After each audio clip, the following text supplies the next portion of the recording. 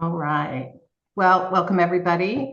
I'm Janie Maxwell. I'm the Executive Director of the Illinois Farmers Market Association, and I'm really pleased to welcome you today to our final Farmers Market Master Series. And today we're going to be looking at targeted special events with our guest speakers, Kelly Oswald from Tinley Park, and Herrington from the land of Goshen, and Hannah Horn from the city of Bloomington. So I think there's an awful lot of great material and hopefully fun to explore together as we move through our time with the webinar. But I do want to go ahead and just give you, if you're kind of new to ILFMA or ILFMA webinars, just wanted to give you a little update and information on who we are.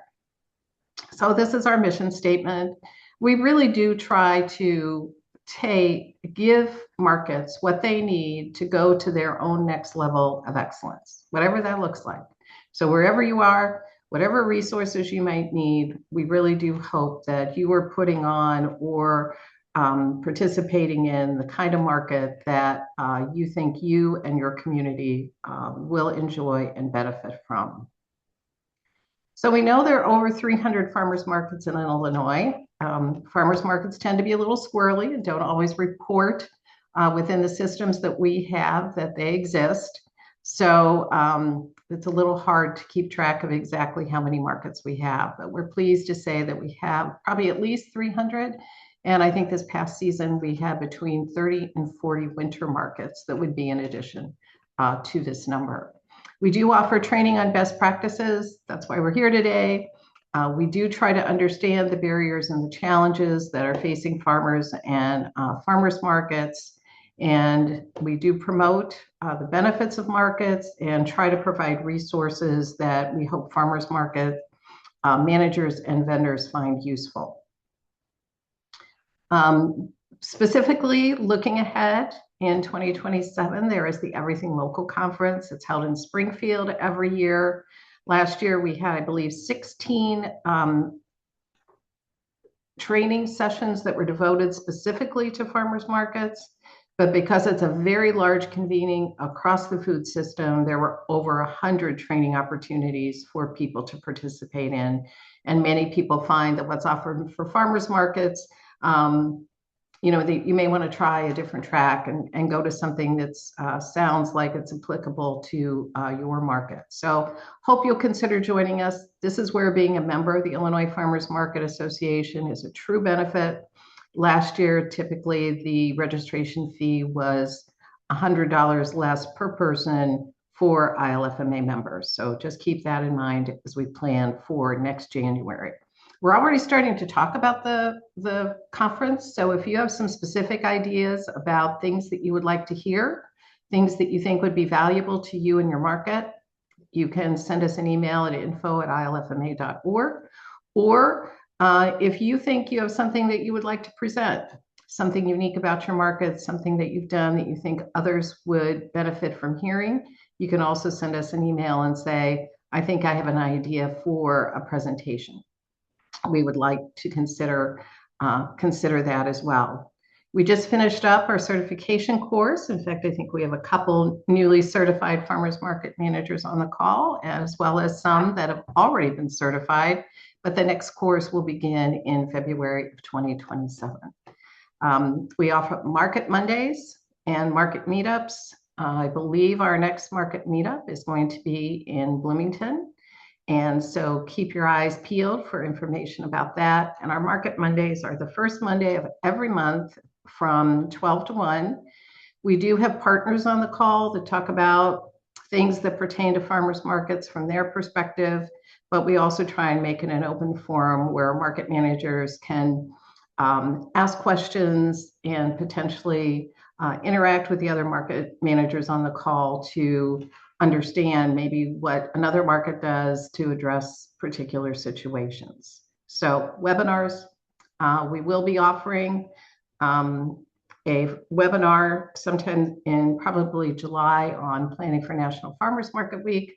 But if you are not subscribed to the ILFMA newsletter, highly recommend you do that.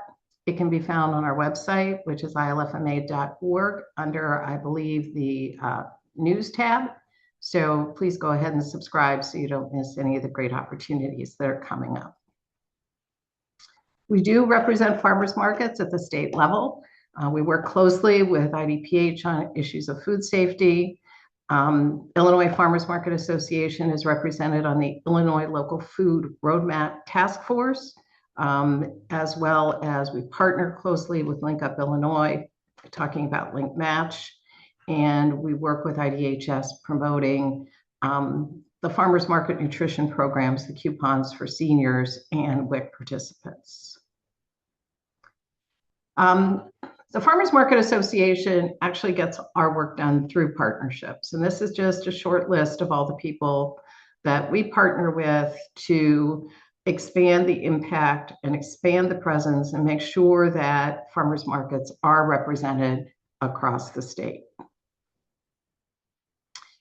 Our tool for keeping track of farmers markets is called Market Maker. It's on our website under the Find a Market tab.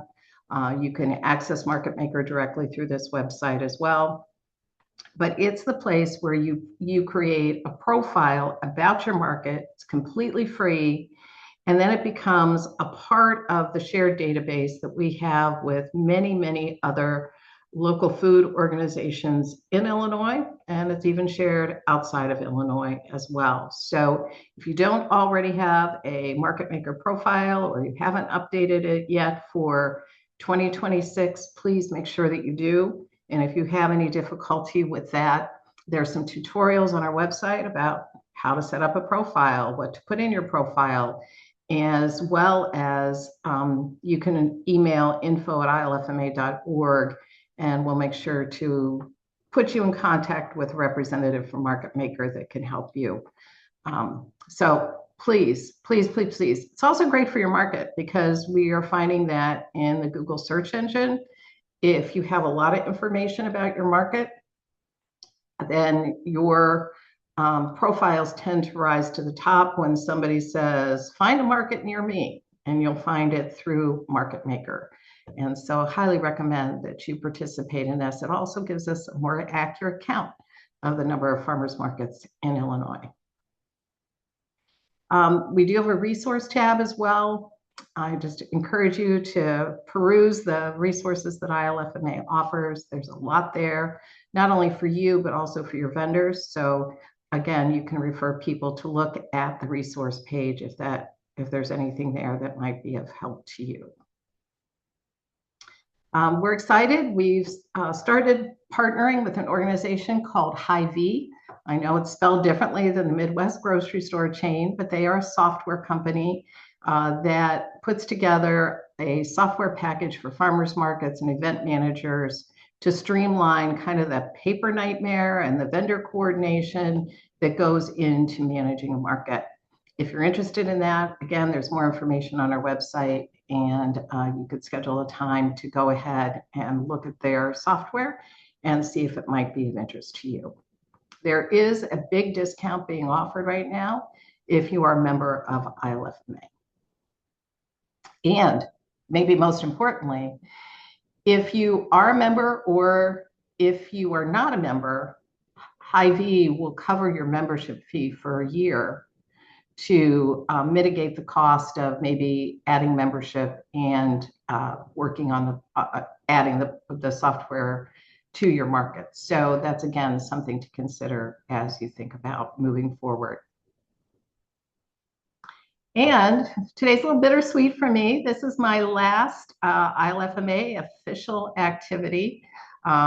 Libby Irvin, who is on our call, we are very excited to announce that she is the new executive director of the Illinois Farmers Market Association. Libby's been the past president of ILFMA for the last 3 years. She's got a background that is just crazy extensive, having been farmers market manager. She and her husband are farmers. They run a value-added products business. They have a storefront. She's been the director of food access and assistant director for FoodWorks. Her background is just extremely extensive, and she's lovely to work with. So it's my extreme pleasure to let you all know that she will be stepping into this role. And you can reach her at info@ilfma.org, just like that's the general email for ILFMA. But we are really excited to have Libby and cannot thank her enough for taking on this role. And I'm just looking forward to what comes next. So I'm going to stop sharing. And we do have our 3 speakers today. So we are not going to go in any, oh, I know what I forgot to say, is that on the Market Monday, first Market Monday in June, Libby will be on the call to introduce herself to ILFMA members and participants, answer any questions that you might have. And I think you might want to join that very special Market Monday. I think it actually is June 1 because it's the first first Monday in June. So don't miss that as well. All right. The order, each of our speakers today has a presentation, and then we'll try and reserve time for questions at the end. So Kelly's agreed to go first. So I'm going to turn it over to you. You should be able to share. And you're muted. If you do have questions, you can put them in the chat and I'll read those and share those with the speakers as we go. Okay, I'm unmuted now, right? Yes, you are. Can you see my screen? It gave me a weird pop-up. Yes. Can you still there see we it? go. Okay, That's perfect. the full presentation. Yeah, Though. I thought so. It was giving me a weird message and that I've never seen before. So I was like, oh, I'm not sure what this is. But hi, everybody. Thanks for having me, Janie and Libby and everybody else. My name is Kelly Oswald. I work for the Village of Tinley Park. My official title is Harmony Square Supervisor. So I do wear more hats than just the farmer's market, but the farmer's market is really my passion. It's actually why I started this job. About 5 years ago was to run our farmers market, and then it's grown into a lot more. So I'm going to talk to you guys a little bit today about our branding and how we use our brand here in Tinley Park to engage and have more events at not just our farmers market, but everything. But I'm only focusing on the farmers market and like the partnerships that we use for that.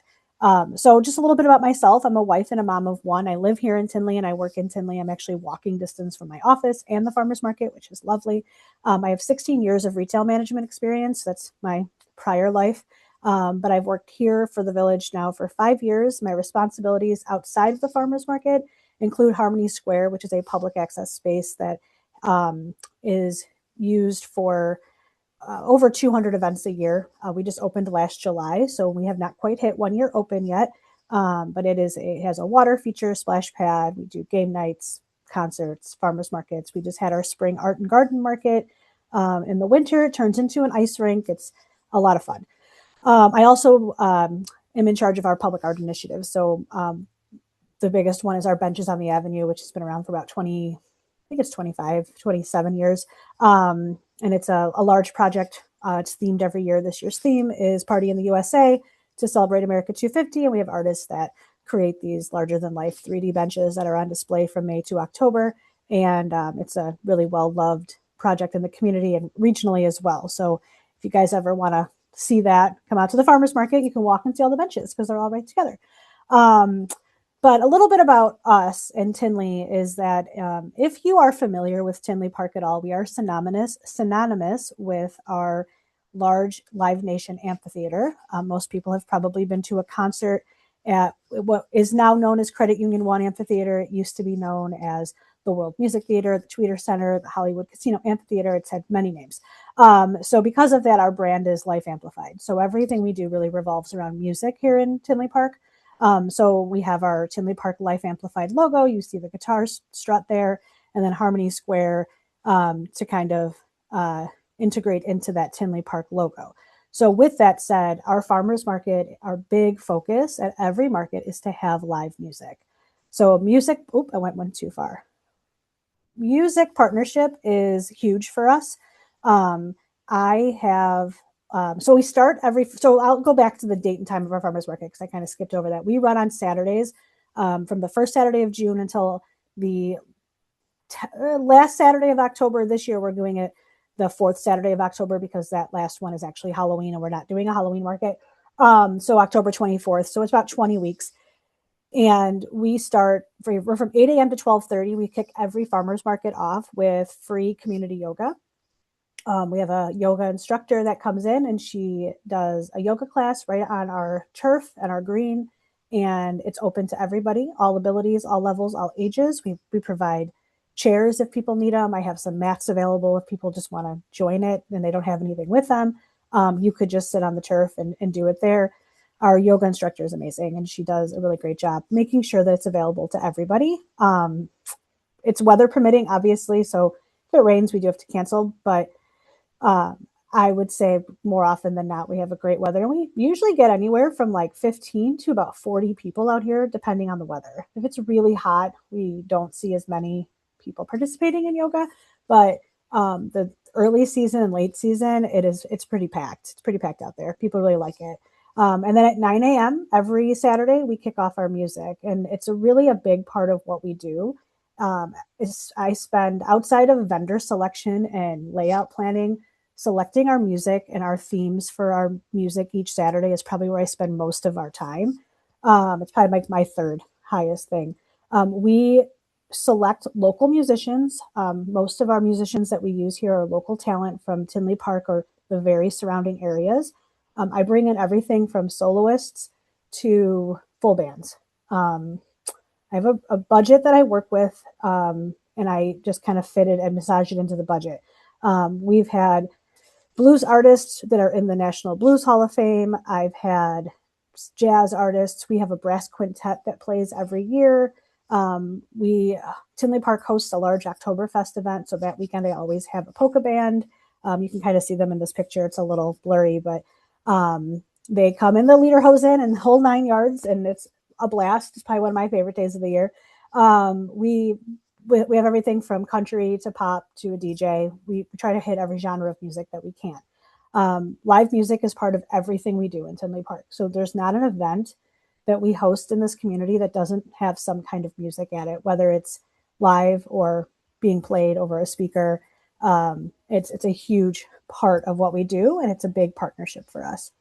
Outside of the music partnership, I have a big focus on our community partnerships. So this farmers market used to be run by a private organization that disbanded about 5 years ago. And that's when the village took it over. So I've spent the last 5 years building community partnerships to add benefit added like events to the farmers market to not only get more people here, but also highlight some of our community groups. So this year, I'm really proud to be partnering with our historical society, which is just about a block or two away. And they're going to start opening their doors earlier on Saturdays to accommodate farmers market customers and let people come in. And they're going to host some events within their museum so that they can let this next generation know like that the historical society is open and available. So really excited for that. Our library comes the second Saturday of every month. They bring their bookmobile. It's a lot of fun. If you are working on a tight budget, I recommend libraries. Call your local library because they will provide me crafts, activities. They'll do a story time. They don't charge me anything at all.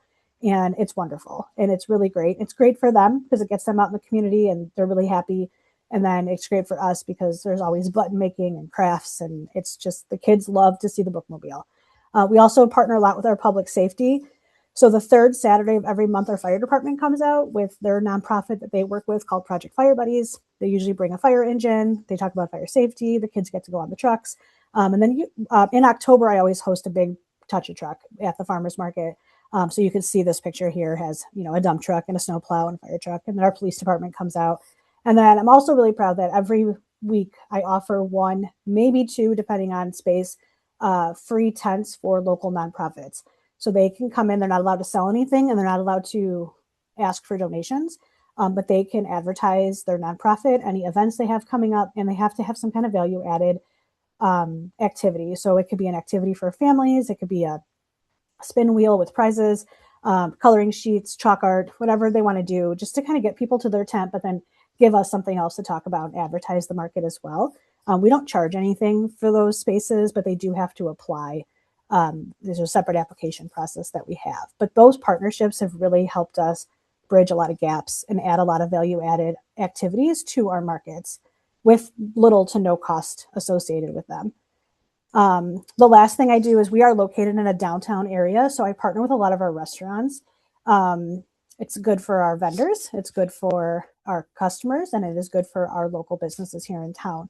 The big one we did a couple years ago that I've talked about before, if you've seen me talk on calls, is the restaurant recipe cards, where we've had our local chefs from our surrounding restaurants that surround the farmers market come in and shop the market for ingredients and create a recipe based on things they had to have found at the farmers market.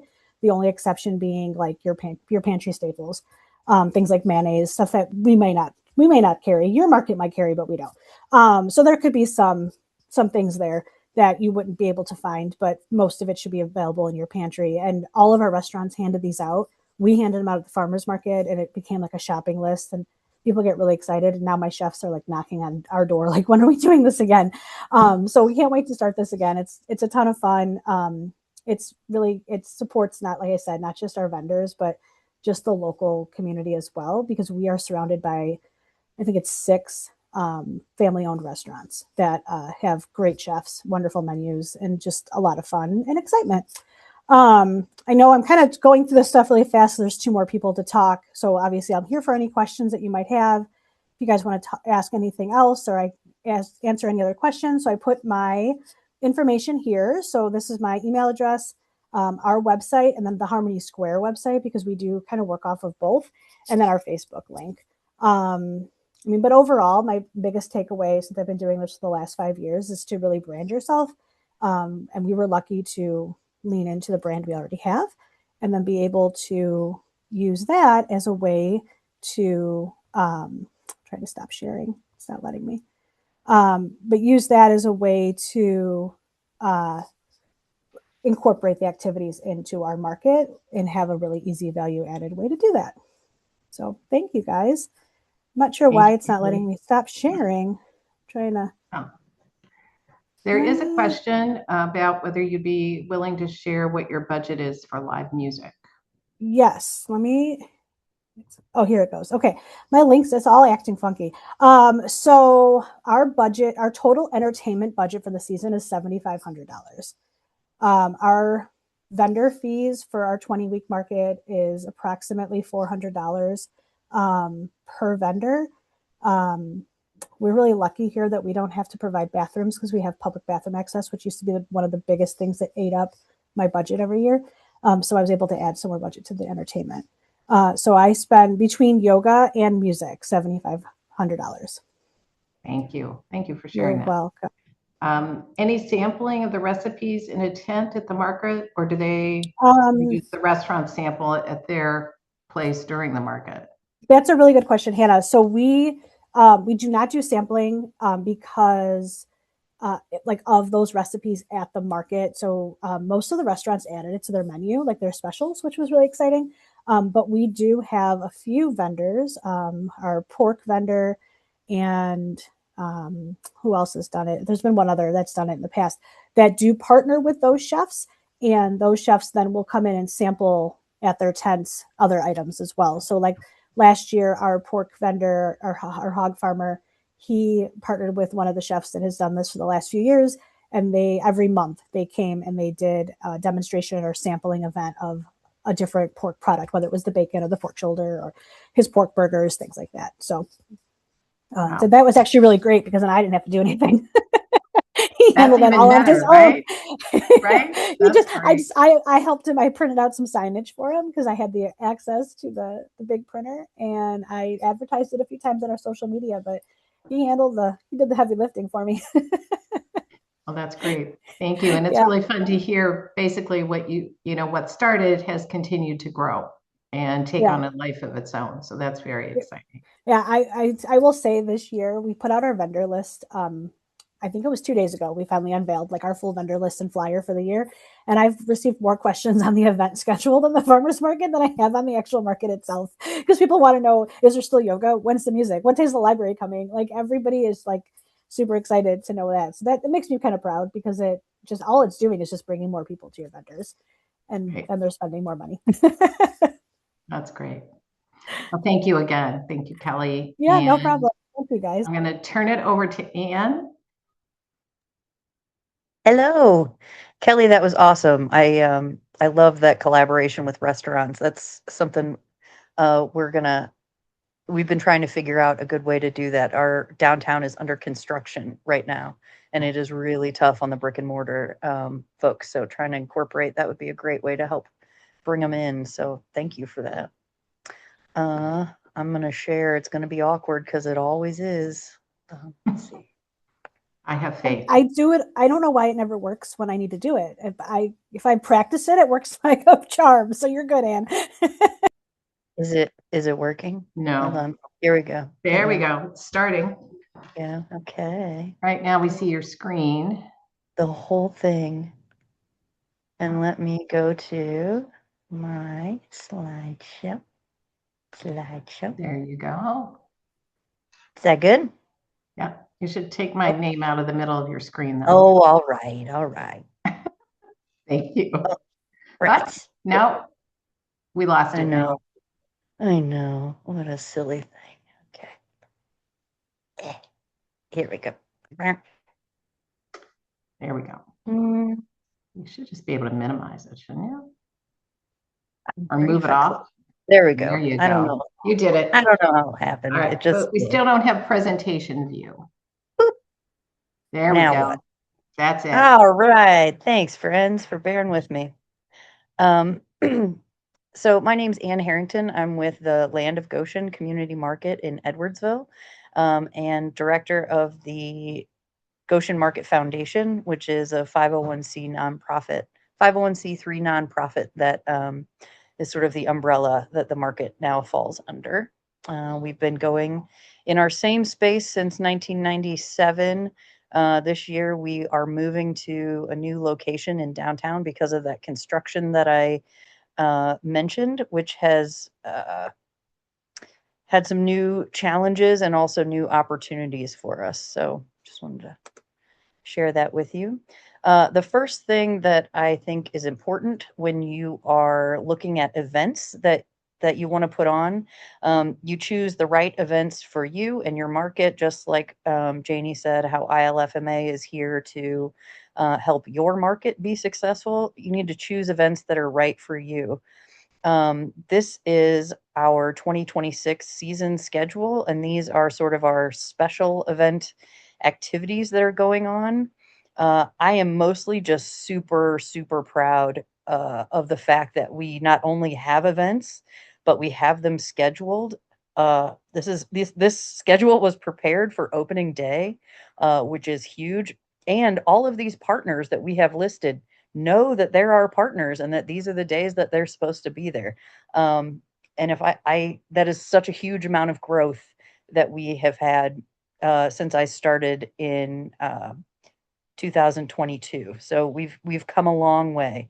And a lot of these events are sort of repeat events that we do annually, and that's something that we'll come back to talking about. So the first thing when you're choosing your events is to know why you're doing it. It makes all the difference in the world. If it's because it's to celebrate something that happens in your community. There are a lot of like specific harvest festivals, like peach festivals, strawberry festivals. Near us, there's a horseradish festival. Those are all to celebrate unique aspects of the community. Maybe you're putting it on to attract new audiences and grow your market. One of the things I think that Hannah's going to talk about, but we also do, is Dog Day. That's something all of the folks in Edwardsville seem to bring their dogs, and even if they don't normally, they do for Dog Day. So that's a reason to host an event. Maybe you're doing it to further your mission or to raise awareness of your causes if you are a nonprofit or community focused market, which I mean we all are, right? It's a community that we're putting together. So, and maybe it's a fundraiser. Maybe you're putting on an event with the hope of raising funds, and having a mix of all of these and any other reasons that you have is just fine. But start from the goal of why you want to do it. So it is important that events are fun. But in my humble opinion, they should also be a few other things, and that is in line with your market, your community, and your values. So things that we look for when we're putting on events or choosing partners to work with, is it sustainable? Is it highlighting local? Is it supporting our farms and farmers and producers and vendors? Those are things that are important to us. You want to look at your cost versus gain balance. Um, do these things line up? Are you spending more money putting on this event, taking up more of your budget than you have to do this one specific thing? And is that cost worth it to you in the long run? For looking at the whole season, is putting on one event for one day really worth it, when you could do other smaller events? And then also thinking about how people will participate. So, are you going to be asking for sponsors? Are you going to be asking for donations? Something like, "Hey, if you enjoyed this, put $2 in the can." Is it free for the public, or is it a ticketed event? Those are all ways to think about your costs and trying to mitigate those. And how will the event be impactful? Are you helping to build a tradition? Are you generating excitement for the things that you do all the time? Are you raising awareness of your mission? So I think these are all really important things to consider in the early planning phases. This is just so you can get a look at what our mission is, the Goshen Market Foundation. Our market has another sort of long bullet list of mission statement. But they're all kind of guided by this one, which is that the Goshen Market Foundation uses its resources to provide greater access to healthy food, encourage the growth of local agriculture, and educate children and the community about sustainable farming practices and nutrition. So all kinds of stuff falls under that umbrella. The good news is it's all cool stuff, that we're proud to work on, and that there are a lot of other cool people doing this work also that we can partner with. I love to show this slide. This is our very first intern. That's another way you can partner with your community if you have a college or university, or maybe even some smart high school students. We get interns. We have a dietetics and nutrition intern from SIUE working on their graduate degree each year that comes and helps us. And our very first intern made this for us. And it's just a really cool, sweet example of our community, and what it looks like. And some of these are like, this says patrons, and really that's just thousands of members of our community. And this says vendors. And as you guys know, we can't do this without our vendors. Our board helps. And these are all other community organizations that participate in our market. Kelly talked a little bit about kids' activities and things of that nature. We have an awesome now kids activity coordinator. She is amazing. And this is a side note. She works for us now because I volunteer at a local organic farm/farm school. She and I reconnected there. We had actually worked together in the past. But I reconnected with her, and now she is putting together this whole Sprout schedule. She did this, and there's not room on this page for all of each day comes with a book that corresponds to the lesson that she's teaching, and also corresponds with the library who's going to have this book up. So she is a diamond in the rough. That doesn't come across all that often, finding somebody who's just this passionate and amazing that will do this for $20 an hour. But it is a great example of why being active in your community on your own is so valuable. So find things that are in line with your mission that you're passionate about, go out and do those things, and then you meet other cool people, and it can lead to really cool things like our kids program this year. So the specific event that I'm going to talk about now is our National Farmers Market Week celebration. We do it every year. We started my first year in 2022. And that year, this was really our only event that I had any kind of budget for. And by any kind of budget, I mean, I scrounged up $800 to get us a petting zoo because that was my goal for the year. So that was our budget. What is awesome to me about National Farmers Market Week is that you can tailor it to whatever is important to you, whatever is cool about your market. There is a way for you to celebrate. And as Janie mentioned, in July, we'll have a webinar just about creating this event for your own market and the way you'd like it to be. So this is a banner that we created. We just had all the kids that were coming write about what they liked about the market or draw a picture. And it's just a sweet little thing. So why was this the first big event and the one that I was willing to spend our money on? It celebrates local farmers, community, buying local. It hits all of those notes for us. It builds on our current identity. This event is celebrating farmers markets. It's what we do every week. It was very much right on the nail as far as putting on an event. It encouraged new and increased involvement and awareness. It was a chance for us to talk about all of the things that we were doing and we're hoping to do to bring to the community. It was an amazing platform for us to get people excited about all of the different things. And there were free professional resources available. The Farmers Market Coalition puts out a giant packet of advertisements that you can use for Facebook, social media, all kinds of things. They also have timelines that you can download so you know when to start doing things, and press releases. It really is a very comprehensive, useful tool for folks starting out that need some guidance about how to put on a cool event. It also hooks you up into that network with all these other farmers markets that are doing the same thing, which is a cool feeling.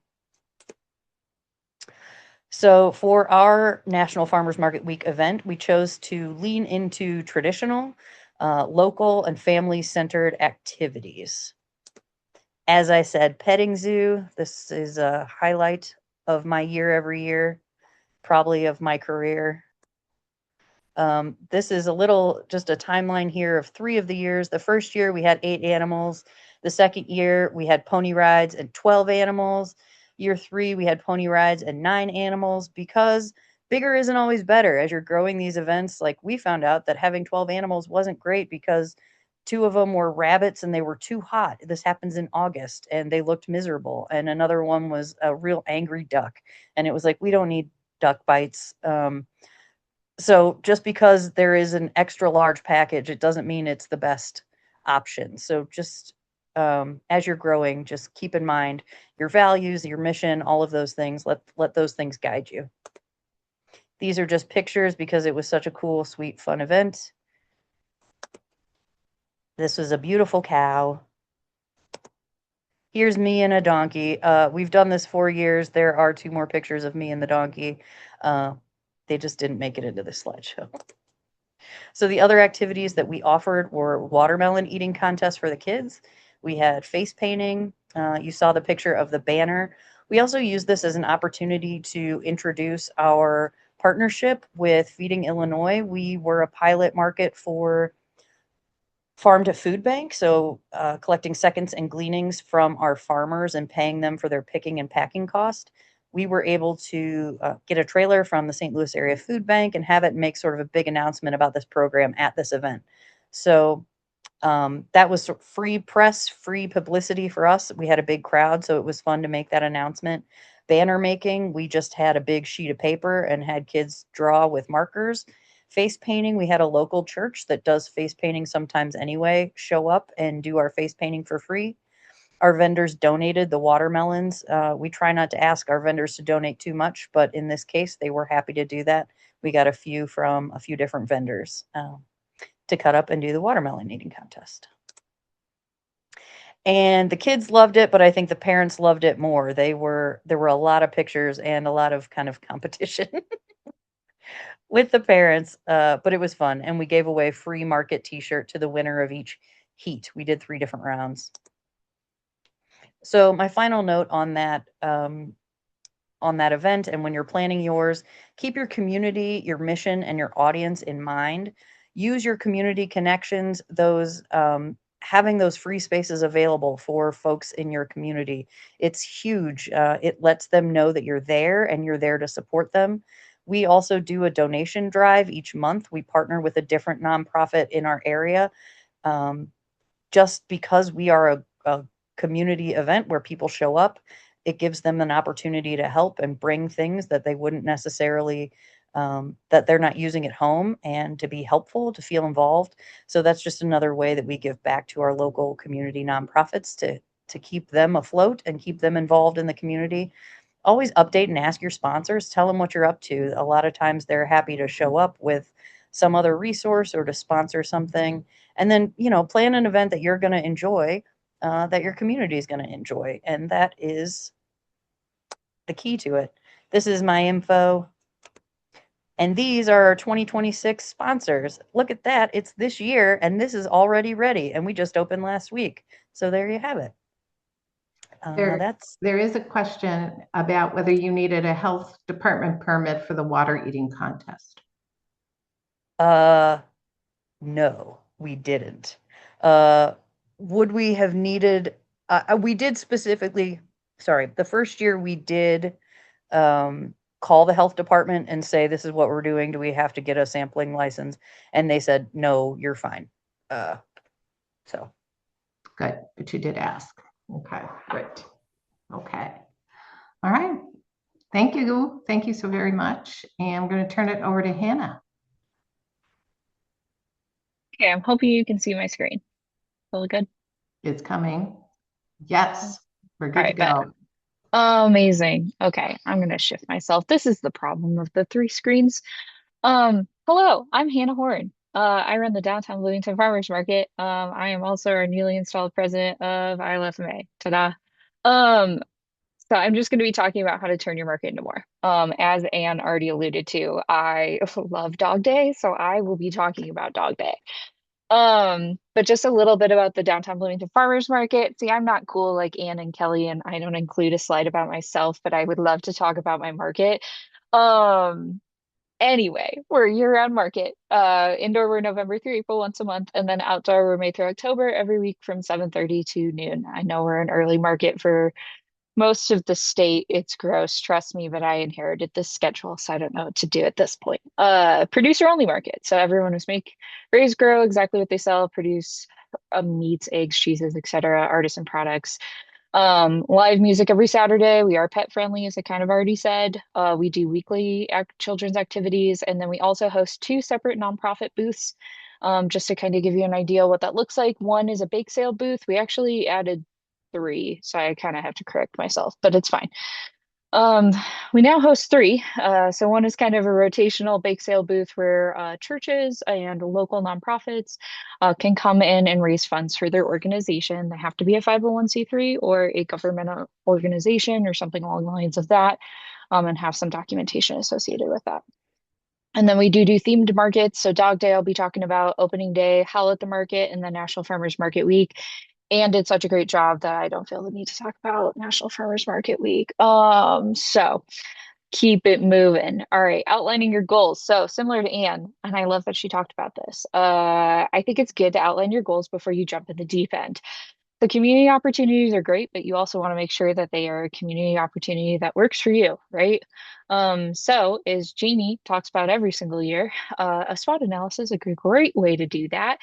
So we also do a season post-mortem where we just basically talk through what worked, what didn't work. Are we going to work with the same partners every year?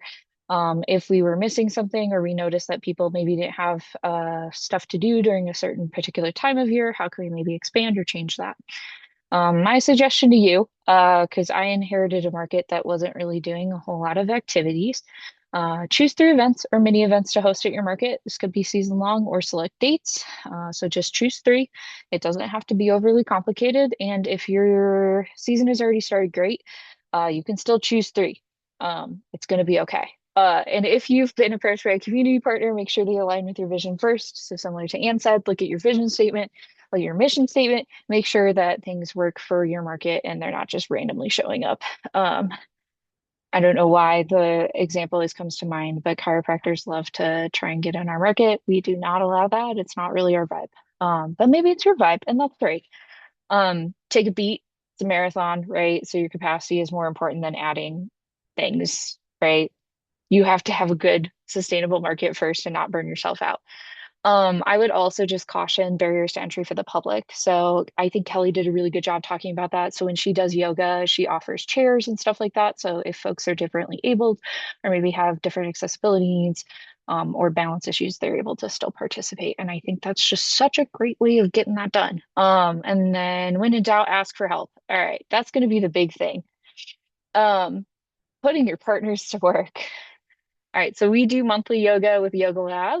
You can see them here. They average about 80 people doing yoga every time they're in a month. It is chaos, but it is the best chaos. So you can kind of see on my screen, there's a little section to the left of that woman on the microphone, and then there's a full another section of like 50 people to the other side of her. So it gets a little chaotic. We also do a monthly sign, sing, and story time with Communication Junction. So what this means is a sign language singing and then story time. Kids get up and move, and they have a really good time doing that. Our Ecology Action Center does little mini educational event pop-ups. So maybe they'll do like a demo during that time.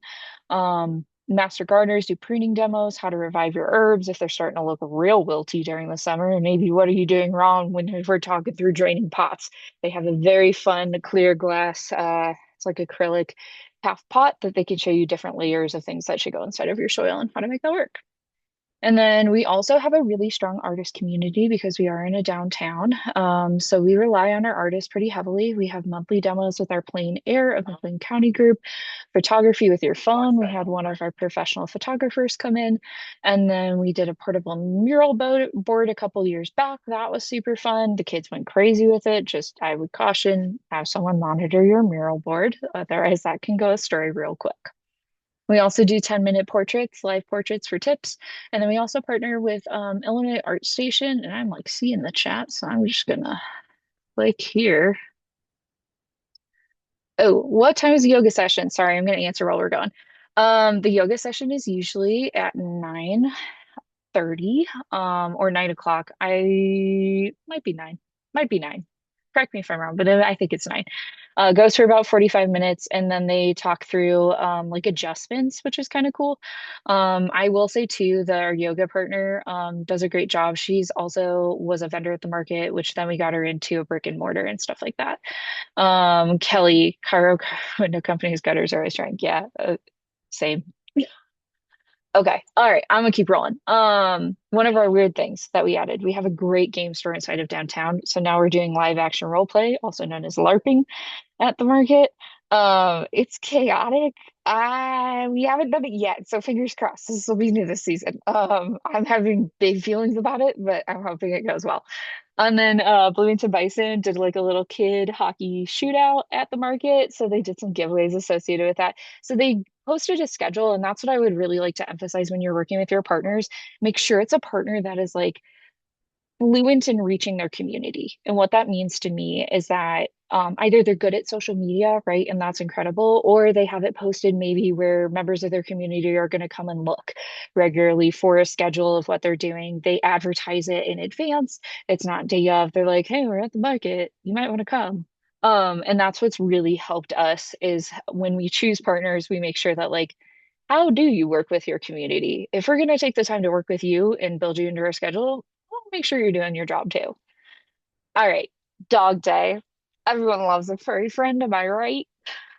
Okay, so our vision was to gather as many members of the dog and human community as possible. You can see our beautiful little model here. I don't even remember this dog's name, but I see him on like a weekly basis. Love him. Initially, our dog day celebration looked very different than it does today. We just had like a few, like maybe a bag of treats at the info booth, and vendors were encouraged to provide water and dog related items for sale. Okay, I said, buckle in, friends. We're gonna get all the dogs. So goal setting.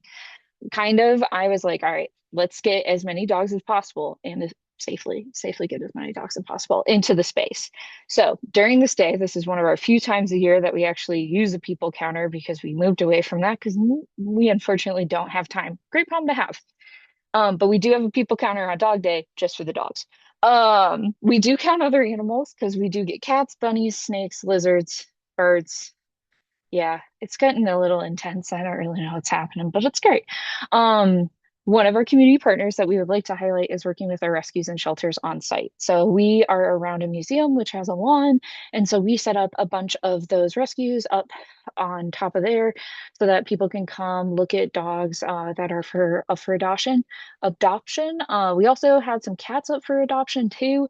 It just kind of depends on what you're able to do, but I would recommend like just making sure that the members of your pet community, right, especially our rescues and shelters who do amazing work, are at the forefront.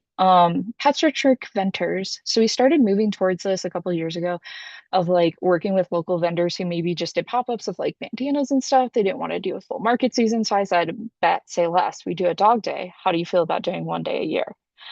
So if you can try to recruit vendors just for a specific reason, and sometimes that makes it a little bit easier to get them in.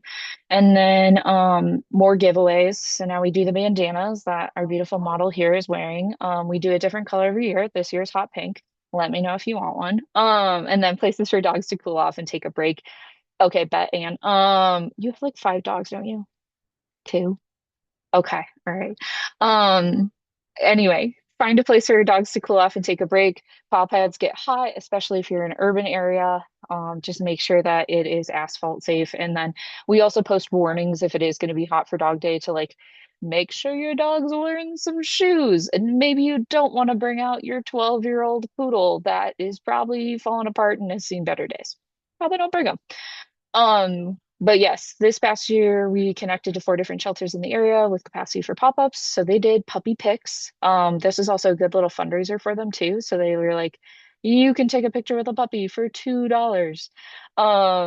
Or suggested donation. It was cute. They also did a puppy pen, so you could sit in the puppy pen for like $5 for like 15 minutes. It was glorious. There were like 10 puppies in there. It was ridiculous. And then on the hour dog walking sessions for volunteer recruitment. I volunteer with that shelter who does it. They're always looking for walkers, and it's a really easy gig. And then cats with our Humane Society of Central Illinois, we were able to get them up on the lawn as well. Just make sure your cats and dogs are separated. Not everyone wants to be friends. Yeah. Anyway, okay, so giveaways. We do pup cups, we do bandanas, sizes small and large, and let me know what you need. Dog waste bag holders. All of this is branded too. Okay, this is how you get them. You want the market out in these communities, put it on a dog. Treats, gluten-free and then non. So we do grain-free just to make sure some of our pup friends who have sensitive stomachs like my dog have something to eat if they decide to come. Hydration stations, selfie stations. We did a photo contest one year. We did pet parade. We stopped doing pet parade because of space constraints. We got too busy. It got real chaotic and there's too many dogs. But if it works for your community, I'd give it a go. Community partners, we now do doggy massages, doggy first aid kit education, and then Devil Dog Training, which is a community partner who works with veterans, does some education on like PTSD dogs and service dogs and stuff like that, and how to get your dog into that program. We also work with Paws, which is Pets Are Working Saints, through a church. They are also doing therapy dog sessions, and they teach classes annually. It's a great time. Okay, I'm going to keep talking very quickly. I'm so sorry. Vendors, we do dog Lunchables. We have a pet treat / toy vendor. We brainstorm how to connect a vendor to the theme. So beef liver, carrots, baked treats, figures. Everyone can kind of participate inside of some sort of way. Not, it doesn't work for everyone, but we try our best. And then safety for everyone. We bump up volunteers on this weekend, one on a camera, one on the Pup Cup treat station. We make sure we have roaming volunteers dealing with dog related incidents to make sure the peace is being kept, and that if any waste situations are developing, that someone brings the spill powder and deals with that. Dog friendly market, open to friendly leashed dogs is kind of our wording that we use. So you will be asked to leave the market if your dog is not on a leash. And if your dog is causing a lot of problems, we'll just ask you to take a step to the side and cool off. It's not always for everyone. It's a busy space. There's a lot of dogs. And then for social media, we do a dog contest. So Dog of the Market, send us your photos. Last year, we did with a mini mic, a little live that was dog day interviews. It was so dumb and silly. And then we do a Tag Us for Treats giveaway. So we have a little treat bag that we've given away in the past on social. All right, my last one's Howl at the Market.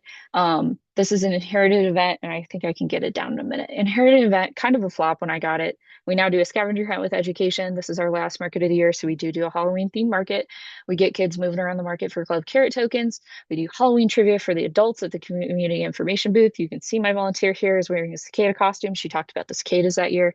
And then pumpkin painting with Illinois Art Station and a market partnership. We do trick-or-treat bags left over from our downtown trick-or-treat. We did a magician partnership a year before. We do an ecology action center thing of what to do with your pumpkin post carving. A fall photo op with a pumpkin farm at the market, a cappella at the market, doing Halloween songs, Halloween story time with public library, and then police department, fire department, and public works handing out hats and stickers. Okay, I know that was fast. I'm so sorry. If you have questions, let me know. Here are my handles and social and everything else. Sorry, that was rapid fire.